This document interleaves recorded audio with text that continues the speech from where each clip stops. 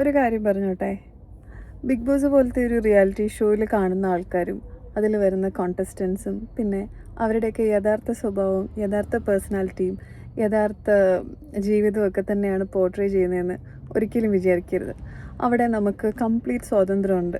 നമ്മളുടെ എന്തൊക്കെ സൈഡ് പുറത്ത് കാണിക്കാം, എന്തൊക്കെ സൈഡ് നമുക്ക് മറച്ചു വെക്കാം, എന്തൊക്കെ ഏത് രീതിയിൽ ആൾക്കാർ നമ്മളെ കാണണം എന്നൊക്കെ ഉള്ളതിന് നമുക്ക് കംപ്ലീറ്റ് സ്വാതന്ത്ര്യമുണ്ട്. അവിടെ കാണിച്ചു കൂട്ടുന്നത് കണ്ടിട്ട് ഇപ്പോൾ എന്തെങ്കിലും തരത്തിലുള്ള ടൈറ്റിൽ ആൾക്കാർക്ക് ചാർത്തി കൊടുക്കുന്നുണ്ടെങ്കിൽ, ഇതിപ്പോൾ സീസൺ 8 എത്തി. ബിഗ് ബോസ് റിവ്യൂ ചെയ്യണമെന്ന് ഞാൻ വിചാരിച്ചിരുന്നു. ഒന്ന് ഷോന്ന് സ്റ്റാർട്ടായി കഴിഞ്ഞിട്ട് ചെയ്യണമെന്ന് തന്നെ വിചാരിക്കുന്നത്. But here me loud and clear, അതിൽ വന്ന് കാണിക്കുന്നതല്ല ആവണമെന്ന് നിർബന്ധമില്ല എല്ലാവരുടെയും ശരിക്കുള്ള സ്വഭാവം. ഹീറോയിക്കായിട്ടോ ആരാധന തോന്നുന്ന പോലെയോ അല്ലെങ്കിൽ ആ സിറ്റുവേഷനിൽ നമ്മൾ ആണെങ്കിലും അങ്ങനെ ചെയ്തേനെ എന്ന് തോന്നുന്ന ഒരു റിലേറ്റ് ചെയ്യാൻ പറ്റുന്ന ഒരു ഫാക്ടർ ഉണ്ടെങ്കിൽ ഓഫ് കോഴ്സ് അവിടെ വോട്ട് കയറും. ഈ ഒരു കാര്യം മാത്രമേ ഉള്ളൂ ബിഗ് ബോസിലെ വിന്നറാവാനും അല്ലെങ്കിൽ അവിടെ ജയിക്കാനും.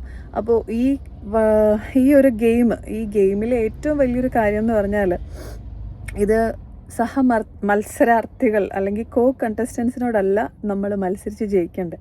ഇതിൽ നമ്മൾക്ക് വോട്ട് ചെയ്യുന്ന വ്യൂവേഴ്സിൻ്റെ അടുത്ത്, ഓഡിയൻസിൻ്റെ അടുത്ത് നമുക്ക് അവരോട് കൺവേ ചെയ്യാൻ പറ്റണം.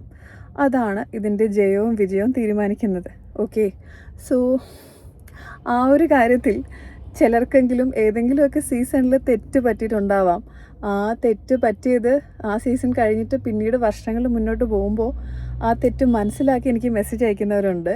Thank you to them for understanding the true colors of people who portrayed themselves as righteous persons on Big Boss, but actually they were not. Thank you.